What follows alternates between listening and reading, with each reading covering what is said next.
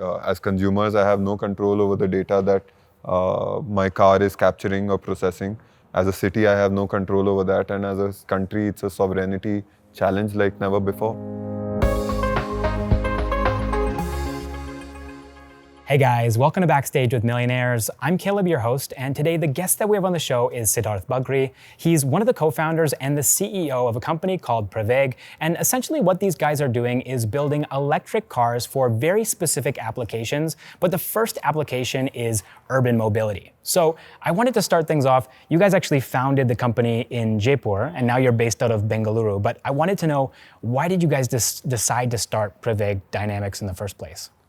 So we started in 2011, and primarily we started to build a good enough electric car because at that moment there weren't really many in the world. This is 2011, and we jumped right to it, and immediately thereafter, Dhaval's College. What were the options in India at the time with regards to electric cars?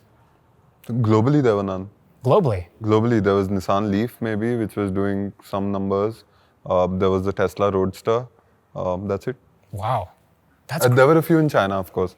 I'm discounting China because those cars were not popular in the global car market at the time. So I'm discounting China. But besides China, there were just these two vehicles. Sure.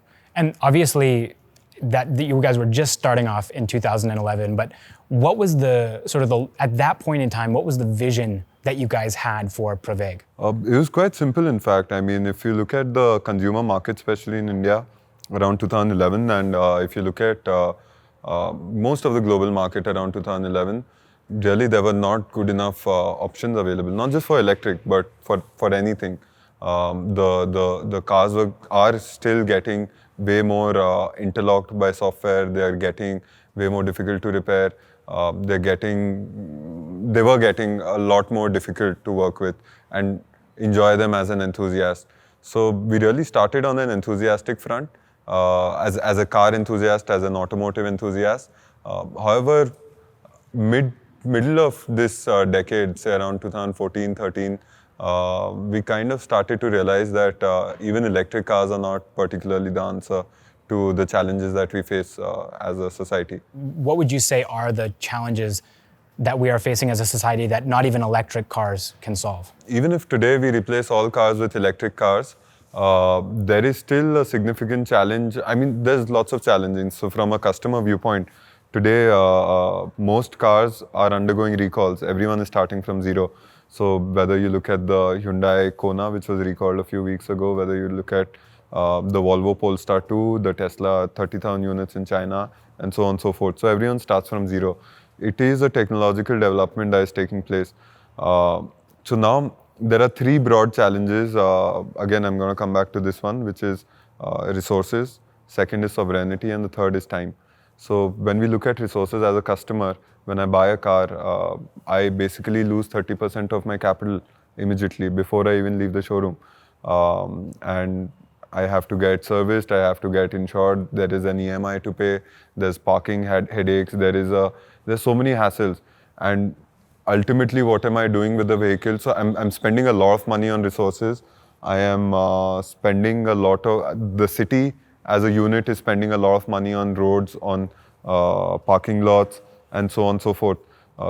Countries are spending in terms of various mechanisms for the entire industry. So resources are extremely strained because of automotive, because of our current relationship with cars, the way we approach cars. Second challenge is that of time. As a normal user of a car, I spend 90 minutes on the road on an average. Today, if you look at Bangalore or Delhi or Bombay, Hyderabad, a lot of cities in India now, increasingly so in the last 15 years, the travel time has quadrupled or more. So instead of 20-30 minutes, we're spending 90 to 120 minutes on the road today, which is a huge, it's a massive part of our lives which we're basically spending on roads. And that's why you see a very fast growing niche of people who would rather use Ola, Uber and other rideshare applications because it takes away the headache of owning a car, it takes away so many headaches. It's a very, very fast growing niche. You can actually get things done in the car if you have somebody else driving you, Exactly. as opposed to driving yourself. Exactly, absolutely. So you save so much time there, and parallelly you are also saving money, the resources. And in terms of sovereignty, the part that we spoke about servicing of cars, you start to lose real ownership of your own vehicles. It's becoming like smartphones. Today we are license holders, we are users of our smartphones. We don't actually own them. We don't have the ability to repair them, increasingly so. And similarly, so is with our cars. It's very difficult to get cars repaired today. And along with that, again, if you go macro from an individual, from a granular resolution of a customer, if you go to a city or a country with data-driven services in vehicles, we are increasingly losing our entire data. Basically, as consumers, I have no control over the data that my car is capturing or processing. As a city, I have no control over that, and as a country, it's a sovereignty challenge like never before. Initially, what was the solution that you guys came up with? Was it this, or was it something else to begin with? So definitely we knew that ownership is something that is passé. If you look at the ownership pattern, an average car is used less than 4% of its lifetime, usable lifetime. 95% of the time it's just lying absolutely unutilized. So definitely it was in the direction of non-ownership driven stuff where we could, even if we could increase from 4% to maybe 40% or 80% in a theoretical platonic ideal, we're replacing 10 or 20 cars with one car. So that is the kind of number that we want to achieve in terms of the tools that we provide to our users. Definitely. So you've actually talked, earlier you mentioned Ola cabs, or like you mentioned cab services in general, right? And I wanted to know, for people who still don't know much about Pravaig, what makes Pravaig different from a service like that? Let's say about, like, for example, Uber or Ola, where it's the same concept, right? You don't own the vehicle. You're ordering a vehicle, or you're getting a vehicle brought to you. You're traveling in that vehicle, but somebody else is driving. How is Pravaig doing things differently? So we're building for that particular application. We're building everything around that particular application of moving from point A to point B. And Pravaig vehicles, I mean the Mark II that is going to come out, it's the best way to move in your city. Like the features that we have, the way you can take back your time, the way you can take back your resources, it's unprecedented. I would say globally as an experience to be driven in before the robo-taxis kick in, that is. Sure. So one thing that I've sort of read about you guys, and that really stood out to me, is that you're going to be working with fleet operators, essentially, right? How would you actually define that, right? What exactly does that look like in the real world? Like, who are these people, these fleet operators? The fleet operators are people who have the operational expertise on roads, whether there are 40, 50 of these taxi guys in taxi fleet operators with a lot of cars, 200, 300, 1,000, 2,000 cars in Delhi. There are 30, 40 in Bangalore who provide employee transport services to most of the companies. So they are the ones who will be actually doing the operational side of things. They've got excellent drivers. We have a program in which we work with these fleet operators to train drivers, and it's a 3-month exhaustive training program. So, you'll have the best chauffeurs in the country, you'll have the best kind of service in the country. So these guys know what they're doing, the operational guys. So that's definitely an unconventional approach. When we look at EV startups, EV companies, typically it's all about the vehicle and getting it to the consumer, right? But you guys are taking a completely different approach. But another question that I wanted to ask you is, so far EVs in India haven't really taken off, right? It's not as common as countries like China. A lot of people have electric cars in China, electric two-wheelers as well. In the United States also it's pretty popular. A lot of places in Europe it's like exploding. But India, it really still feels like EVs are still sort of in their infancy. Why would you say that is? So, in fact, Caleb, there are a lot of reasons for that. In fact, if you look at China, China is the outsized leader of this market and the usage of electric vehicles. They're in front of everyone else by a huge margin, definitely. If you look at the top 10 most valuable automakers in the world today, 4 of them are Chinese startups, started within the last decade. And of course, number one is Tesla, which is again electric. So then 50% of the market is pure electric. And by sales volume, there would be nothing compared to the rest of the guys put together. So capital definitely is voting for electric as a future. India, in fact, has had fantastic mobility revolutions along the way. If you look at the first mass market electric vehicle in the world, it was an Indian vehicle called the Reva. It's those little cute cars that were especially popular in London under the moniker of Jeeves. And Bangalore-based company, Chetan Maini, quite a legendary guy for what he has done. Second, if you look at Ola, Ola came out before Uber, which even when I found out, I was a little surprised that, okay, it is surprising, but it's the truth. I mean, fantastic stuff. If you look at the adoption, then after in mobility applications in India, there are so many small state, city, zone, geography-specific mobility ways that you will find. Like if you go to Gujarat, there are these Royal Enfields which are cut in half, and the backside becomes like a trailer. So it's a motorcycle with a barn basically behind, and you sit on the back and you go. There are one of the best electric sort of solutions in the world today is e-rickshaws, which ply like crazy in the north of India. Like if you go to New Delhi, Lucknow, Jaipur, so many other cities, e-rickshaws are everywhere. So as a true market product, it's a fantastic product. Which kind of brings me back to the question and the problem that we face as a country in electric vehicle, passenger vehicle adoption, is the Indian consumers, they're extremely smart. They vote with their wallet. They understand the nuances really well, and they have differing priorities always in terms of adoption of any technology or adoption of a new company and so on and so forth. So to give you an example, today if I come out with a vehicle, I mean, not just Pravaig, but any startup comes out with a vehicle which costs, let's say, 1 crore rupees. No one in India will buy that. There will be absolutely no market adoption. Why would you vote or bet on something that is, from an unknown company and so on and so forth? That's because Indian consumers are prioritizing certain things, correctly so or wrongly so. It's not a judgment call. It's just the reality of life. There will be different priorities given, there will be different resource allocation given by consumers to different brands, to different technologies. So particularly in the case of electric, I think no one really is in a position in India to have come out with a class-leading product until now, but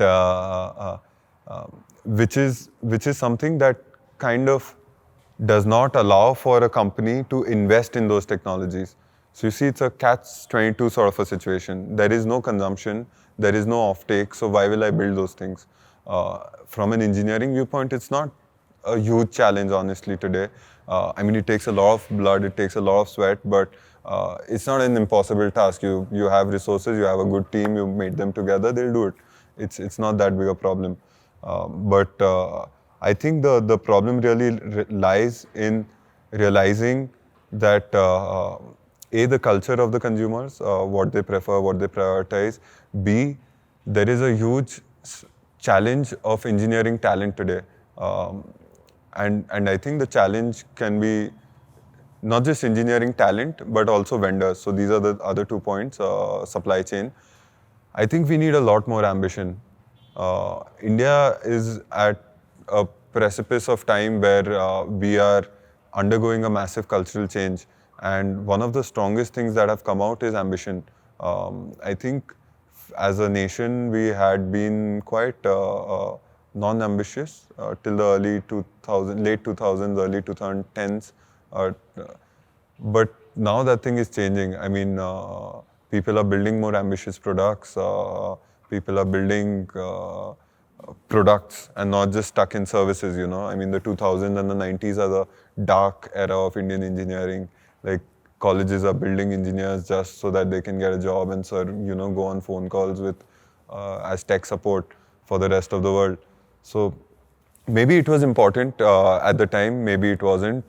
It's in hindsight, there's no point in dwelling over the past. But what we see increasingly is more and more ambitious talent, more and more ambitious vendors who want to come out with better quality products, world-leading technologies, who are accepting unto themselves, especially people like Ola or erstwhile Reva, who are, those are the few shining examples, but today there is hundreds of them.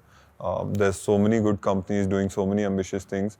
I think so far we lacked ambition, to answer your question.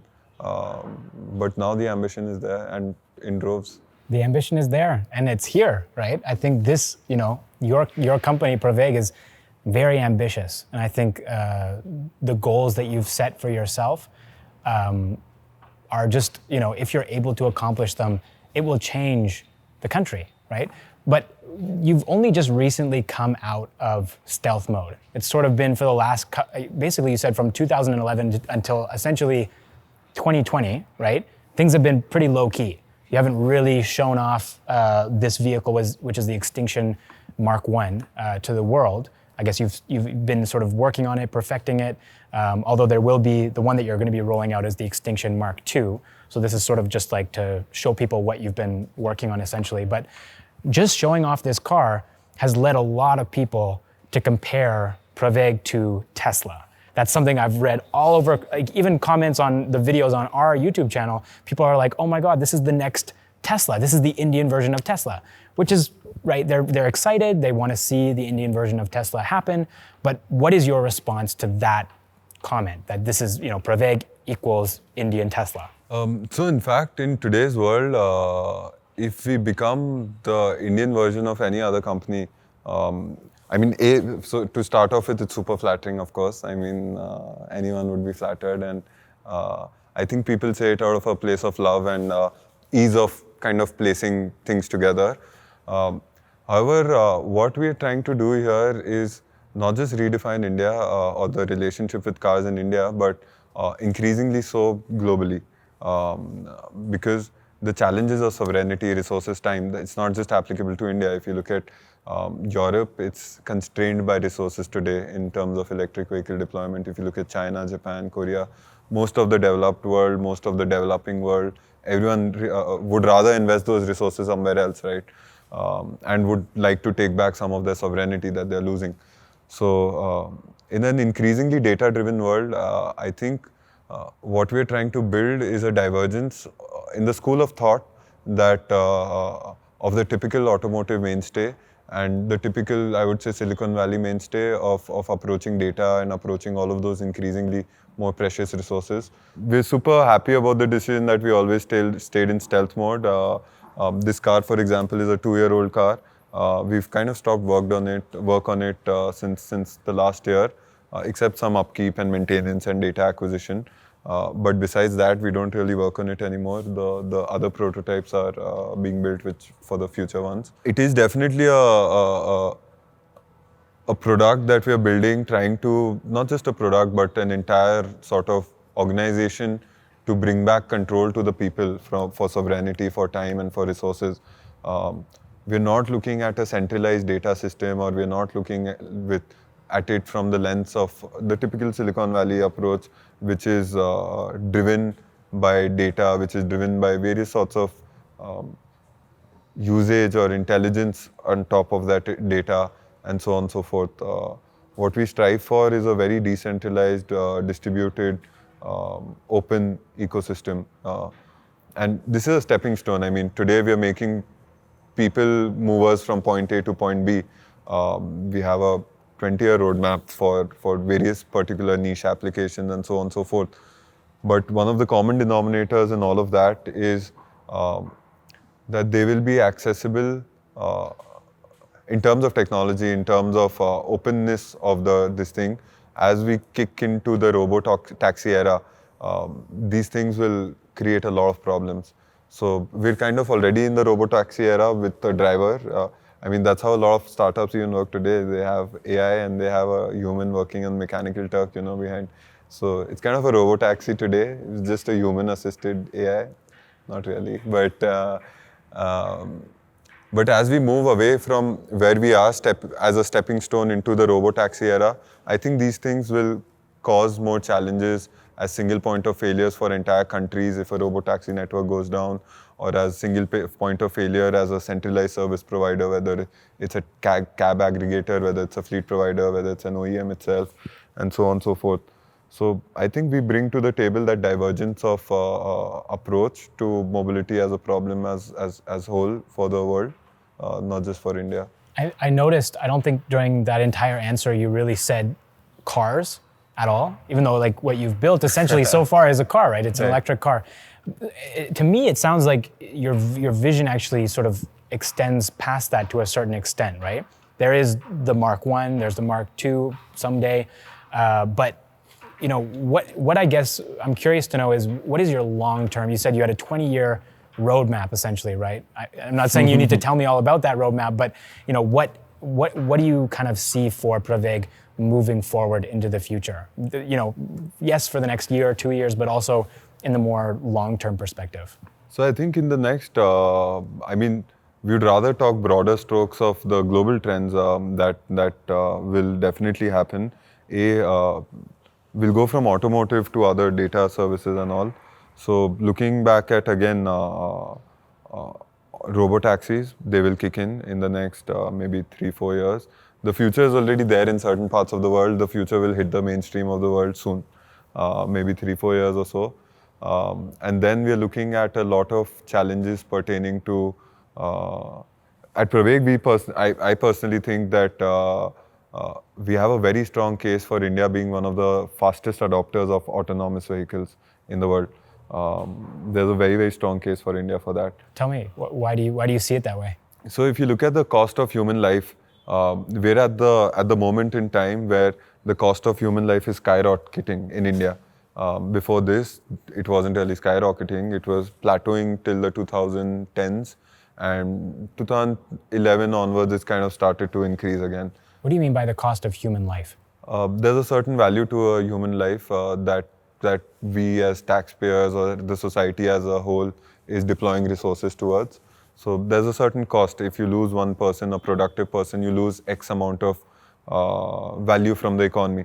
Again, it's not the greatest metric, but it is a metric that most of our policies are built around. So it's skyrocketing? It's skyrocketing. It's increasing like no one's business.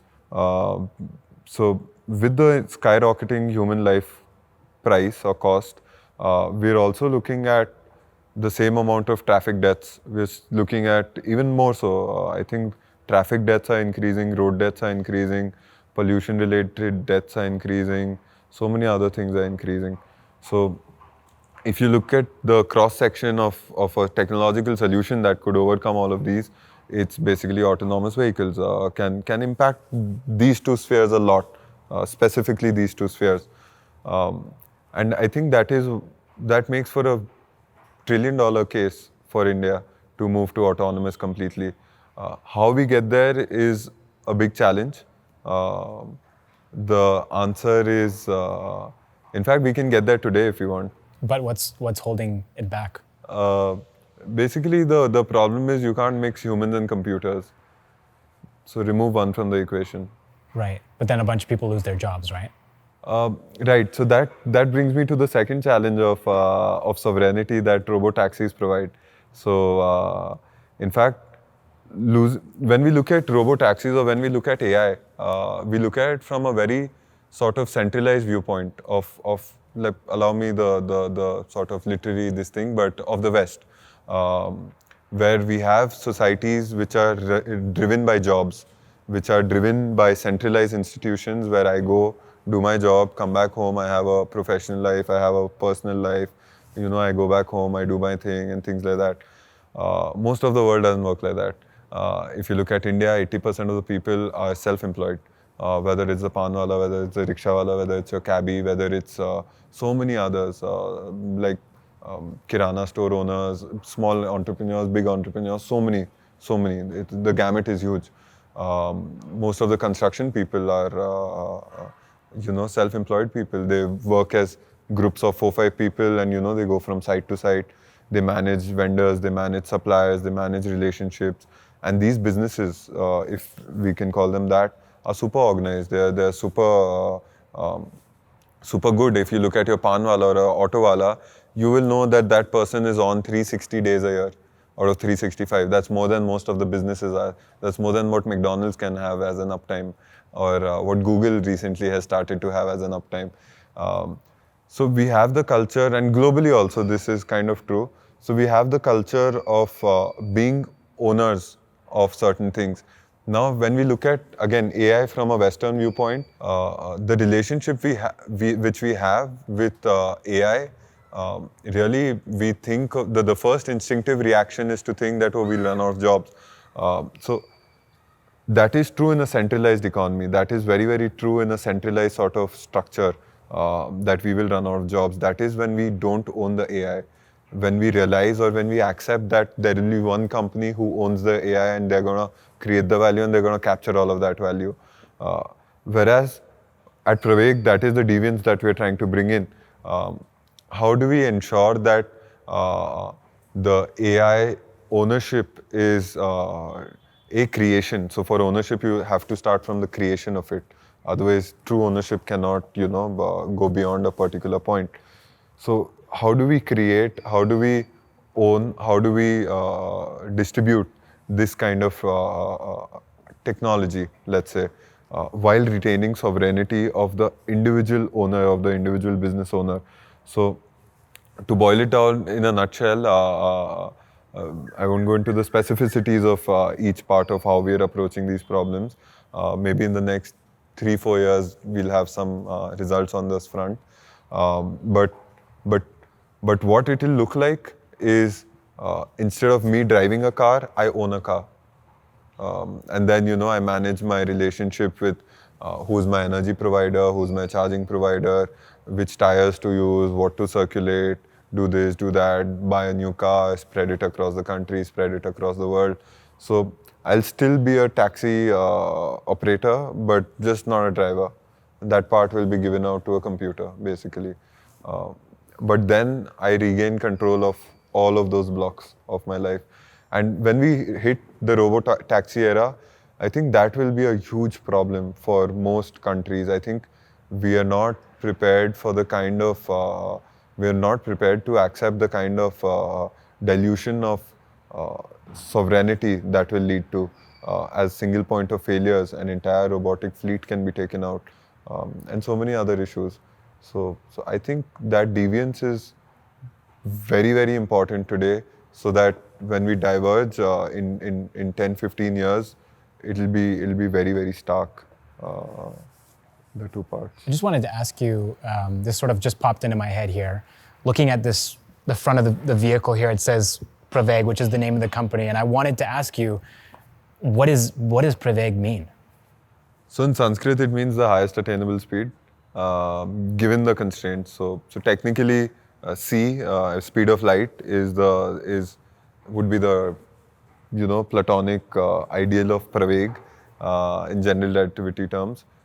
It could be others. It depends on the physics that we are talking about.